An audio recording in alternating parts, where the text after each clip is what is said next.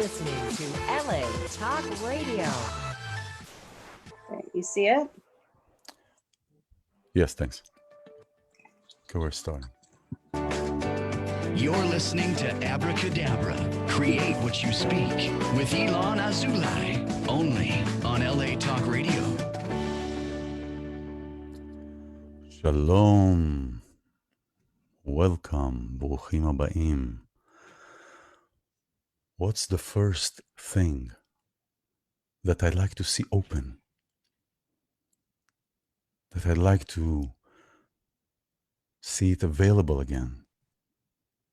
Free of any confinement, free of any masks, literally or figuratively. Before I say the word, I can hear the sound of its waves rushing ashore. I smell its scent as it fills my lungs. I hear the seagulls flying and talking. My skin shivers. The ocean is waiting to carry me into the deep.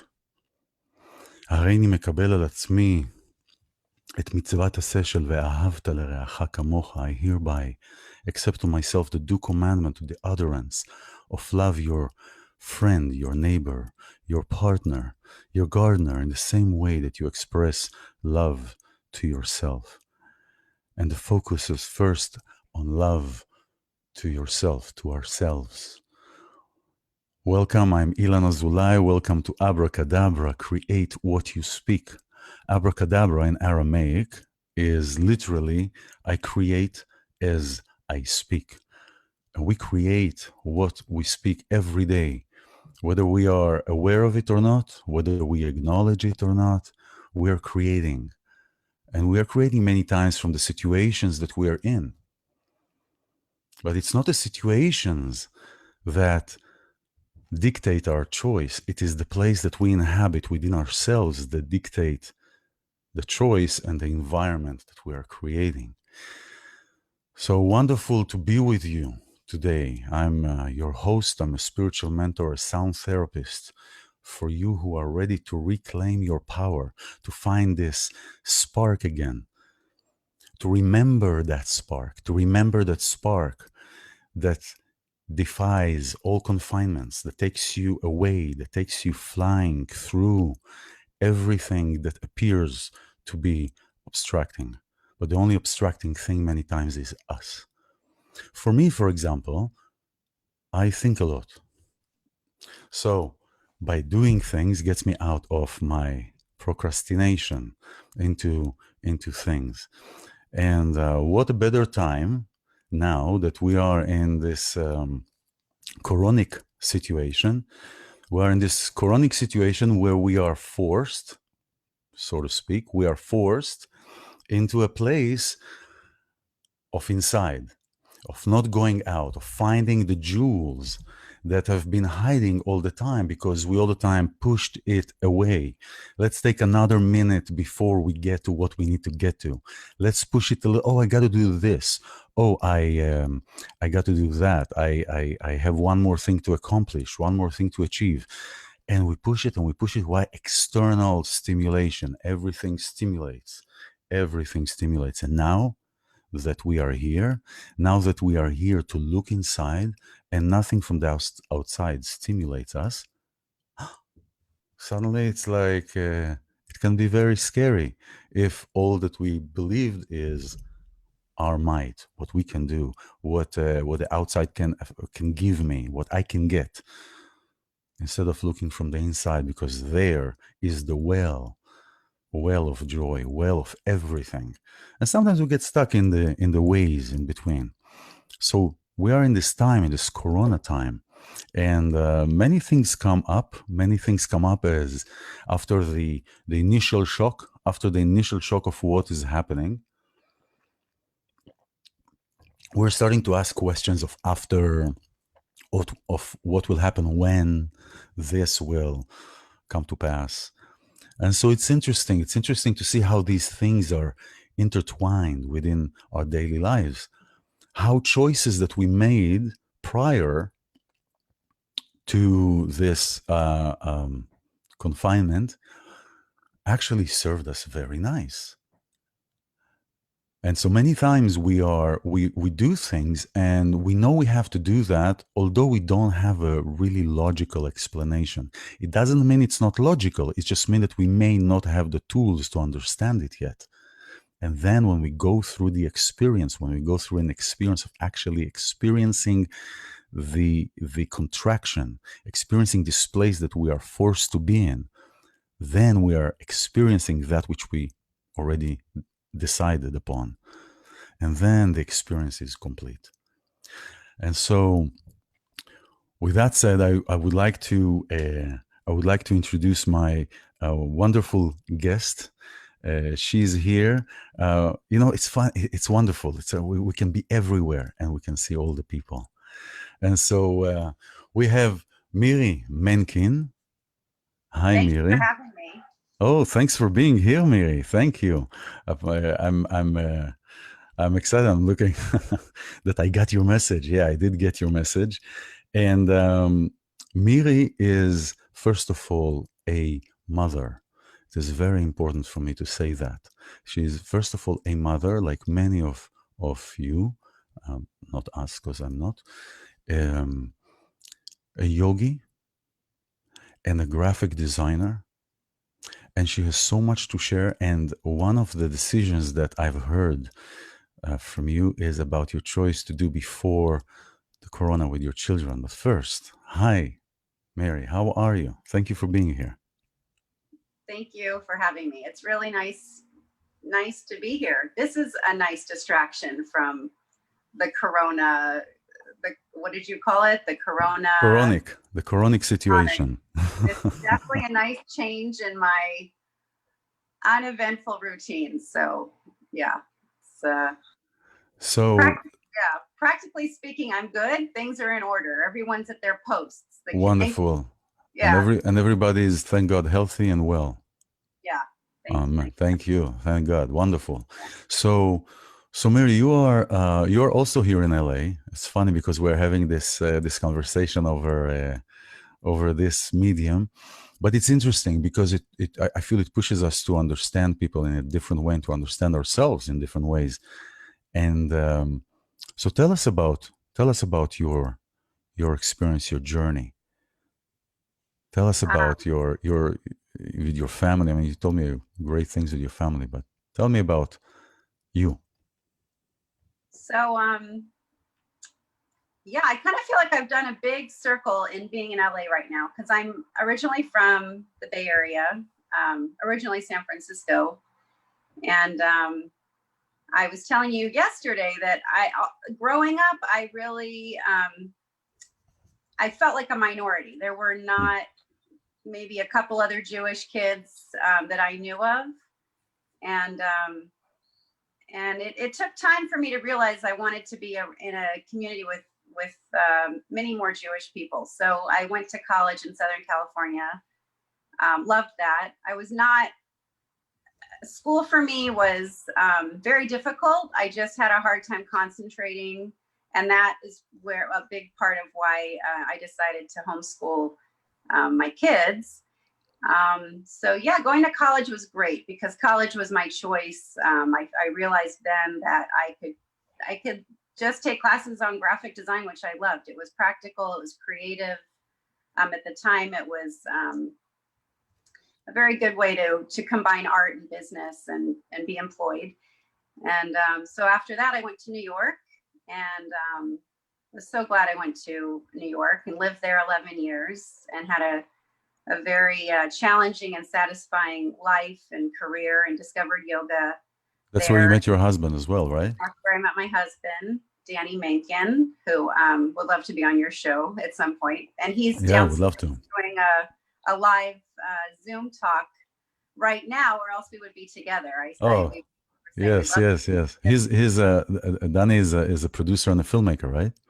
Right. He creates these. Yeah. So but you'll have him in. Yeah, we'll have him as well, and maybe we'll have both. Yeah, that'll be great. So your passion actually, although you were in graphic design, but you went to school for what? I went to school for graphic design.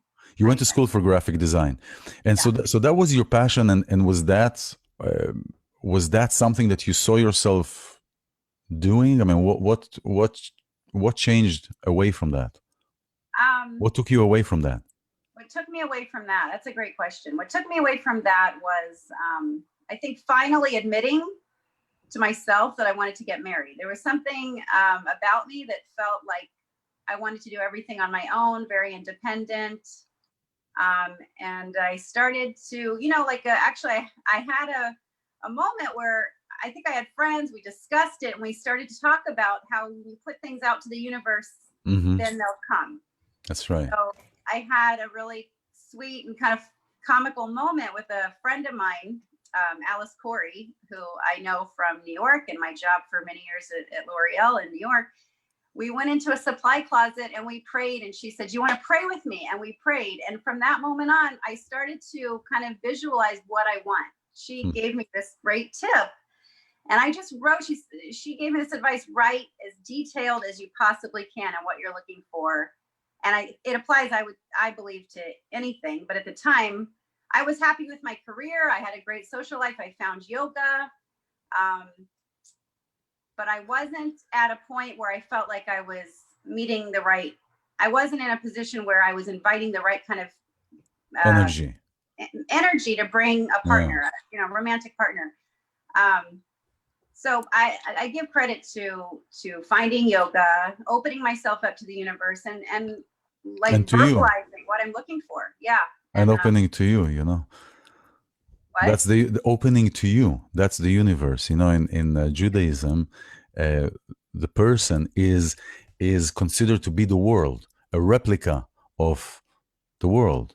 You know, the places where our organs are, the distances in relation are like the galaxies. You know, it's interesting. I did some work with Harvard while they were investigating that. But aside from that, the prayer you mentioned, prayer, and that's interesting how sometimes we see prayer. You know, sometimes when we talk about prayer, we're saying, "Oh, I need something." You know, many times when prayer is being performed, it's because we need something. So we're going to pray for something that we need or we want. You know, but prayer is actually a connection. So what you did, you're actually starting, or you started a like a wheel. You started a one wheel that will turn another wheel, that will turn another wheel, like a chains, like a jigsaw wheel. You know, and you started that, and actually, this action is very good. That's a great tip for anyone who is listening, is to actually write down what you actually want. Nobody has to see that. Nobody has to see that. Nobody even has to know about it. You just write. You're talking to yourself, because when we write, the difference between our thoughts, our speech, and the action. The thought is a thought. It's like when we draw a line in the ocean. It goes right away. Versus a drawing a line in the sand. It stays there for a while, our speech, but if there is no action that follows, the ocean will flow it away. Versus a stone, because that, or like a paper, writing on a paper, that's like etching in stone. So putting it down is creating a chain of abracadabra, create what you speak. So thank you for that. That's wonderful. Um, so you were in New York. So you were in New York, and then you came to LA. And were you still doing graphic design here in LA? Well, so there's a part between New York and LA, and that's Oh, Israel. So I oh, met that's my right. The important yeah, the yeah, that's the kishke. yeah, the Kishka. That's, I think, a strong connection to the relevance of me being here, because thanks to, when I discovered yoga in New York, along with my career, I was practicing almost every morning before work, and that helped me so much with anxiety, um, and just kind of letting go of my ego, and understanding that I'm just a service. We're all a service. We're all here to do a job. But to jump forward, I met my husband in New York, and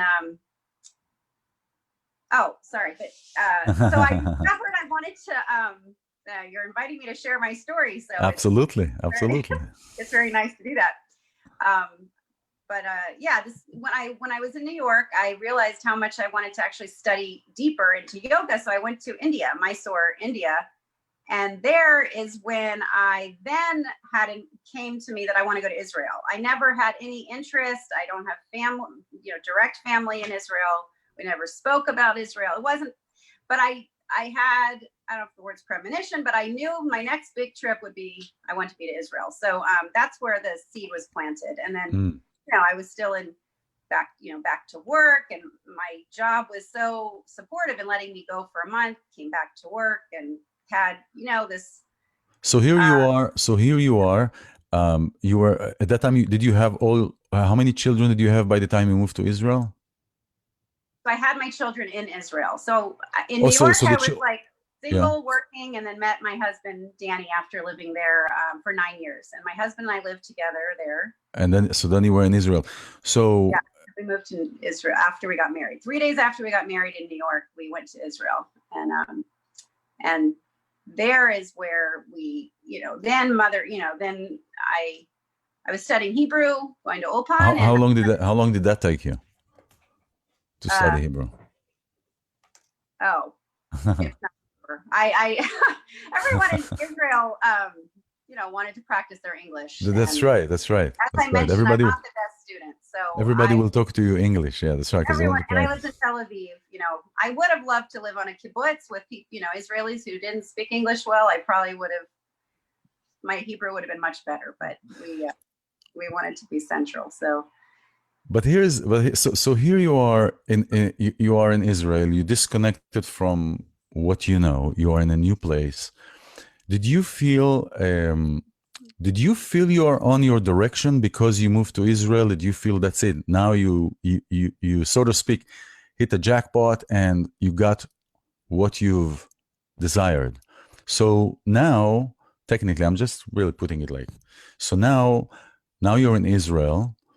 And you think you're going to be in Israel. Are your expectations changing? Did your expectations change now? You had a goal. Was it really about the goal, or was now the expectation changing because you achieved the goal? So now it's something else. Yeah, exactly. Yeah, I think I'm still finding my. I think we're always well, maybe not all of us, but I find that I'm always trying to bring myself back to the moment and to be grateful for what we have, because I think I'm a searcher. I'm a seeker. I'm looking all the time, like how to be better, how to reach my potential, as you mentioned yesterday, Yeah. So yeah, I don't feel like, okay, jackpot, this is well, I'm talking as far as as far as, like, for example, because you shared earlier that your understanding and your strong feeling was about creating a family and getting married, so that takes a lot from your presence, because most of how you would operate would come from the purpose of achieving that dream, that goal, that point. So now that you're there and you're in Israel and you have a different life, how is that affecting the way that you look at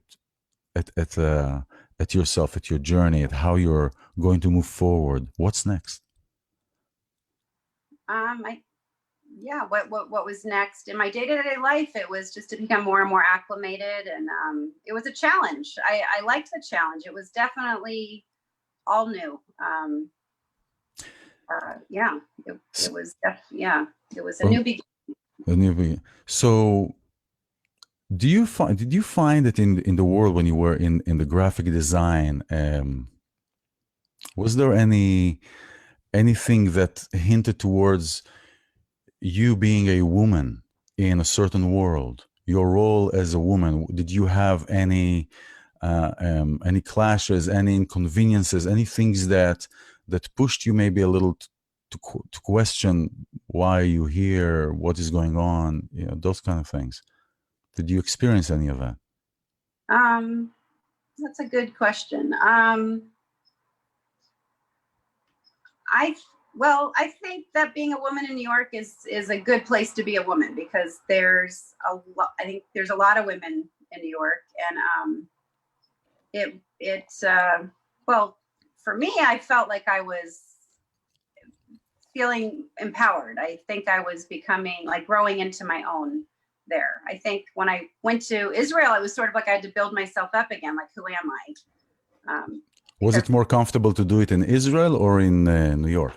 I mean, naturally, probably because you're in New York, but how did you feel? Well, in Israel, I was finding out what it is to be a wife and become a mother, and then acclimate myself into my family there on my husband's side. So, I was so used to doing things on my own before living in Israel. So, Israel, I think one of the big growths there is the intimacy. I think it's very comfortable to be a little bit more separated and anonymous in a way in the States. And then in Israel, it was almost like I had to be more real and more natural and more. Well, that's because of the proximity. There is also a lot of everybody is closer. In Israel, everybody is close to one another, closer than, for example, in LA. In LA, it's very spread out.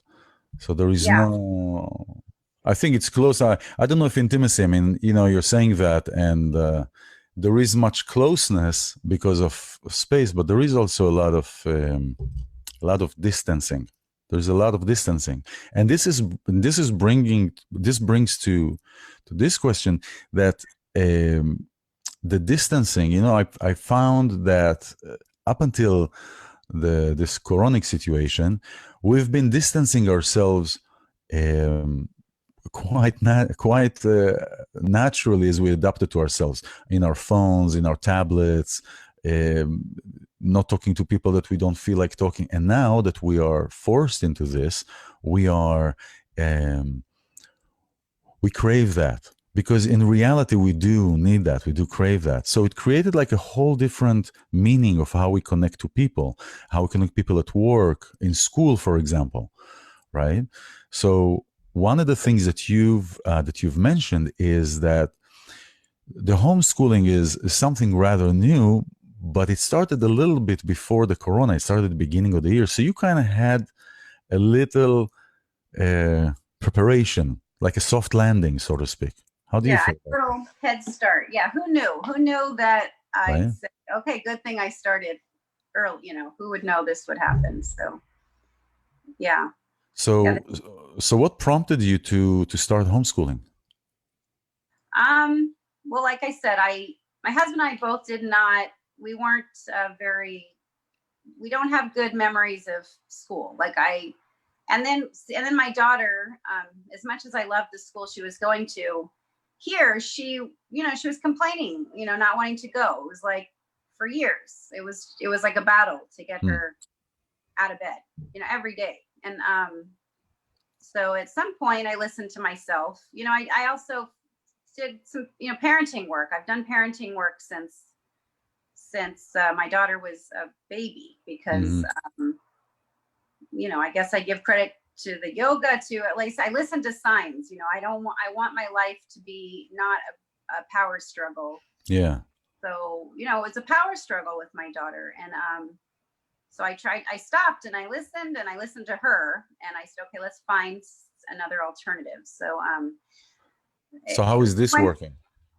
It's working better than any schooling I've done with her before. She loves it's just made the whole family more harmonious. It's kind of like, it's what I was dreaming of. I'm not saying it's all that's wonderful and roses, but no, that's wonderful, because we're in a situation. Yeah, sorry.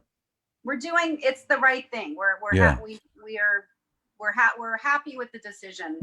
And my son, I have a son too, who's younger, and he doesn't know the difference. He doesn't know public school, but I like it. I know there's so many ways to do it. It's very, as a designer, I like to think of it as like I'm designing our life in a way. We can You choose are. how we want to do it. So in Hebrew, is called Akeret Bait, which in loose English it translates to housewife. But what it means actually, Akeret Bait means Aikar Habayit, comes from the source, the seed of the matter, which without that the house doesn't function in the creation way of things. So it is a design. It is a design to. It'll be interesting if you could use one of the AutoCAD applications to design parenting, right? You can plug in That and you get everything. Quite a complicated design. I took an AutoCAD class. Yeah, well, that's I'll go into interior design. Yeah. It's a lot whole of practice. Yeah. So now in the Corona. Okay, so let's talk of family in the Corona. So how many are you in one house now? 4. When was the last time that all 4 of you were in this kind of time together for this length of time? Yeah, never. It's Do you talk about this? Do you recognize this kind of situation? This is happening. How are your kids? Is it helping? Let's put it this way. Do you think that your kids are in a better position than others because they're used to be at home and they're used to study at home versus others that are in school and going out and classes? And I'm sure your kids also may have some other activities, but how are they adjusting? I think they love it. I think most kids love it. I don't think the kids are complaining. I think the parents are. Okay. I think a lot of our standards on, to quote Jimmy Kimmel, "Thank you, Mac, for babysitting our kids." Where I've loosened up on screen time. I think it's a universal confusion, this whole screen time. How do you handle it? You mean the screen time, the control of the kids on the computer? Yes.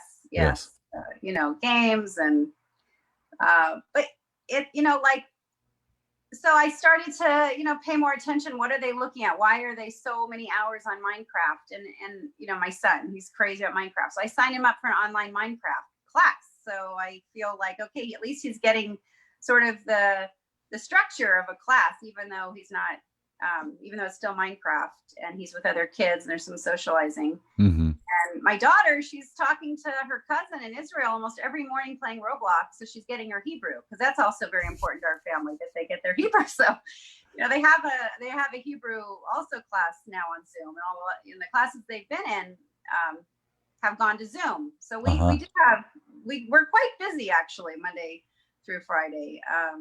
So you find time to you find what to fill it with. You find what to fill your time with. But the kids themselves, so they enjoy that. Do they express any things that are different than maybe they would have in regular situation? Like do they? Yeah, my daughter's expressed. She definitely misses the seeing her friends in real life. Mm-hmm. She misses that. I know my son misses his friends. But they also like being with us. They've expressed that. And I think the togetherness, like you were talking about it does force us to kind of make use of our home and be grateful. We're so lucky that we have the space. We have a patio. We have a lot of grass outside. A lot of people have apartments. That's right. That's right. About that. We talk about that. Like we always lived in apartments until now we live in a house, a townhouse. So even my husband and I are like, oh, we're so happy we have a house during this time, because that helps a lot. And we do talk about that with the kids. We talk about how grateful we are for our home, for our health. And we live in a community. It's like a gated community. We can walk. So it's so nice. The neighbors are coming out. Everyone's out. The kids are riding bikes and. So there is no social. So everybody goes around with a big circle of 6 feet around them. Yeah, and different times of the day. But anytime of the, well, now it's just the last few days, it's starting to get hot. So, last night we went out and the kids were all excited. They saw a cockroach in the middle of the street. So they were like all excited about this cockroach, and it was keeping them busy. And, the sun was setting. So it was nice outside and people were walking, and the kids go around on their bikes. And so now there are new things that are being introduced, right? And many of the things, like are you still graphic designing? Not so much. Not so much. I luckily, fortunately, I can just focus on the kids. I'm still getting in the swing of it. It's my first year of homeschooling. I want to get it down really good, and Well, in a year or two, I'll bring in more like. Mazel tov. Yeah. Yeah, the kids are. I find that the new generation, the kids are relating to relationship different than we did, relating to others in different ways. Do you think that do you find them also very social by meeting one another, or they're more social remotely? Like, it feels like it's kind of okay for them to be remotely, because anyway they are meeting remotely. Yeah, they grew up with these, devices. They're right. very, they're ahead of us. I mean, my daughter's editing. She's doing editing and Photoshop work that I studied in school for, years to do some of this That's stuff. right, right. These apps that they can, edit, and filters, and these things that I would do by hand. And so I think they're learning a lot of skills. I think this technology is gonna, if we support it and talk about it as like how it can take them, like coding, like our kids can be learning coding now, and they can do anything they're I think ahead of the game with what they're ahead of the game, in the sense that their capacity to receive and to process, and it's almost they have, these are called like crystal kids or indigo kids that were born like in the mid 90s, in the 90s and forward. It's like the new generation. They're evolved. They have what we've been trying to what we've been working on for years to achieve. They're born with it. They're born with it. But what I was asking about this this remote, it's like before the corona started, it's like they've been remoting anyway. I mean, even if they've been sitting one near the other, they've been on the phone, and they've been playing on the phone in group with everybody else that sits in the same room. So they've been remoted. And now in the corona, they're okay, great. So now we are remoting. So it's kind of, they're born with almost like a different concept or a different understanding of how to relate to one another. Do you find it like that? I agree. I mean, I'm conflicted. I think as parents, I know with myself, I stop them. I want them to have the people skills. I worry that if the kids are too much talking to each other on screens, and it is social, and I love when they create, they organize their own Zoom talks, and they're very creative with it. I still loved when we were kids that we would, That's right. pick up games by like, let me find things around the house. That's right. That's right. Let's play restaurant and actually write things down. And like my daughter's making a store on Roblox with her cousin. It is a nice opportunity. They're playing with their cousins wherever they are in the world. But I still have to stop them at some point and say, okay, find things to play that is not where you have to use your imagination and work a little bit, because there's a lot of sitting. So, I mean, physically, I don't know how healthy it is. The sitting. Well, this separation, this relation to people, and not being close to people, is affecting. And then if you're far away from somebody, and you don't agree on something, what's the easiest way to do? Is to hit the disconnect button. And great conversation, and great you went to all these places, and nothing happened. Nothing it was achieved because it's all virtually. It's all virtual. Yeah. So you have a website that is called tranquilbliss.com, Yes. right? Tell me about it. Yes. Tell us about it. So that, I like to create. So I was between my graphic design. I started this website how many years ago? Probably 15 years ago. After I went to India and still living in New York. And when I was in India, I did my yoga. I had like these delicious meals at these homes where they would. So you were there for how long? You went there for how long? A month. You went there for a whole month. Yeah. And then, so they had beautiful textiles in India, which probably most people know, and like silk and wool and just beautiful fabrics. And why did you go to India? To practice with Punjabi Joyce, who passed away, and was the grandfather of Ashtanga yoga. So I discovered Ashtanga yoga in New York through a teacher's training there. Mm-hmm. And after practicing, I said, I want to go to the source. I want to go to Mysore, India, and practice with Punjabi Choice. And that was really life-changing. Loved that trip. It changed me in many good ways. Mm-hmm. Which kind of brought me to this.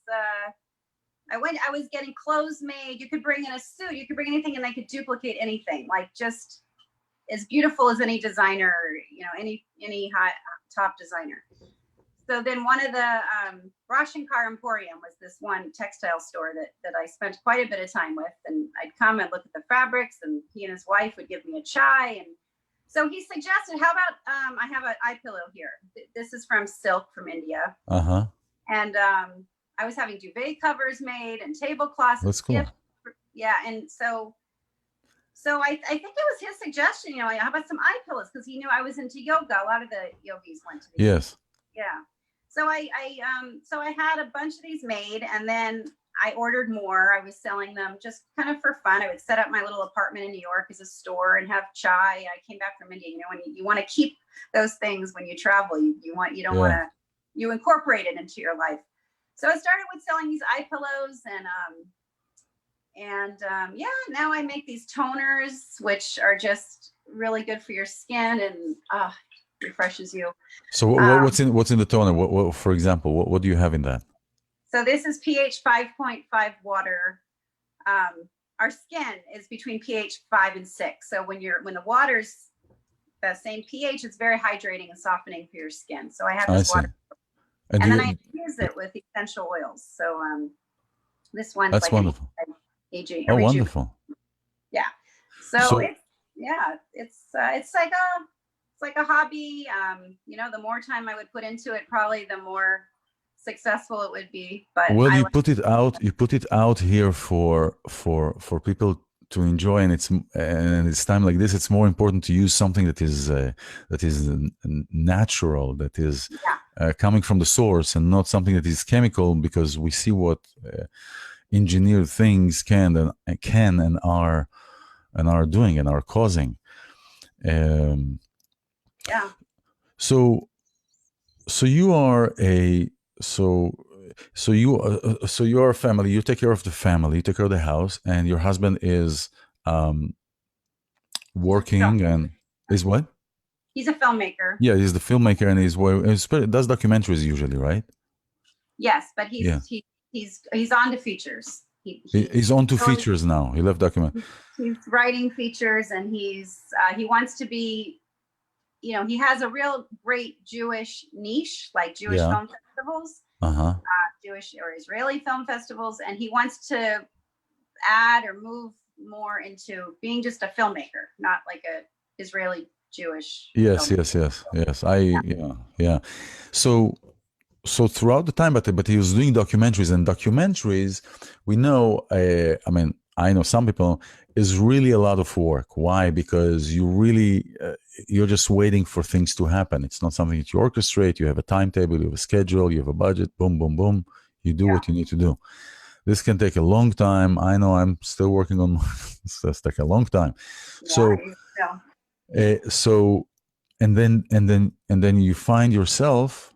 Do you find yourself a lot of alone? Did that kind of occupation and doing the kind of work that he does, did that? How did that work with you? I mean, as a couple. Well, if you want to share, you don't have to share, but no, I ask. I'm trying to give some straightforward answers because they're big questions. You know, it's so first of all, we're both quite independent. I since I met him, I knew he was doing that. So I never stopped him. I am okay being alone. Like, he was traveling a lot. So I joke that it's a little easier sometimes when he's gone because I have full control over the house and a little less cooking and a little less cleaning when he's gone. But he just brings so much energy to the house. He's like an engine. I mean, he really,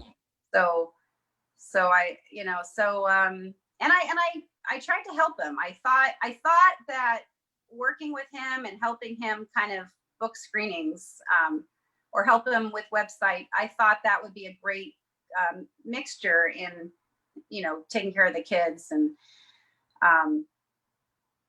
but I found that we've discovered it's better that I don't. And he's very supportive of me just, that now, like I said, this year of just homeschooling the kids and moving forward, focusing on that. And so, our relationship is separate and together. We have to make dates. We can go not days, but we can go like the full day almost without talking. So now everything changed, kind of thing, because now you are, as a family, you are in one place all the time. Yeah, well, he doesn't really have an office, so he likes to bring the way he works is people that he's close to, he likes to have them around. He's not someone that needs to be alone in a room. So it's, it hasn't changed so much, except that he was traveling a lot. Yeah, all his trips were canceled. So now he's home. So that's good. So he's home, and it is nice, and we're working it out. I have to let go of some control too. I have to just, we all live here together. So we're growing and we're working all the time on just, me taking care of myself and letting the kids be and letting him be. And then also making a point and saying look, let's go for a walk. Let's talk, because he's still very busy. I mean, like you said, he's initiating his projects. He initiated a quarantine film festival. So right now, every Sunday he has a talk about one of the films he's done. So that's been really that's good. That's beautiful. Good. Yeah, he brings together the team from years ago from movies he's made, and he has them, they all talk and they open it up to, it's free. Oh, that's good. So he's keeping busy, and I'm, we're all busy, but like you said, we're together. We're definitely together more, and it is relaxed in that we're not driving, and he is home all the time. I mean, he was traveling quite a bit, and now he's here. So yeah. So let me ask you a kind of off question. What is your Q profession, the C profession, the Corona profession that you would like, that you really would be nice to have at home? You know what I mean? Yeah. It's what is like a hairdresser or a body worker, or what is the best Corona profession?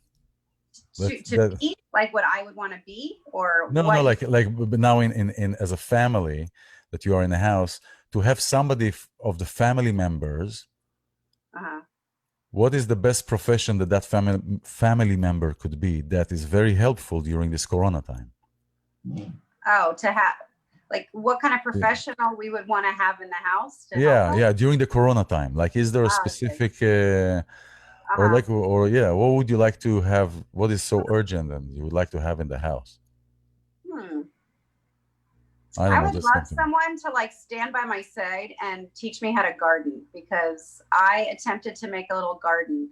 I think just as somebody who knows more than I do. I want to do everything better. I want to garden better. I want to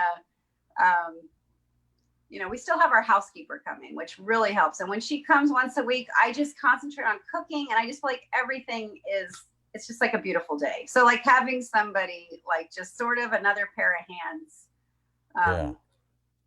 Yeah. Just play with the kids,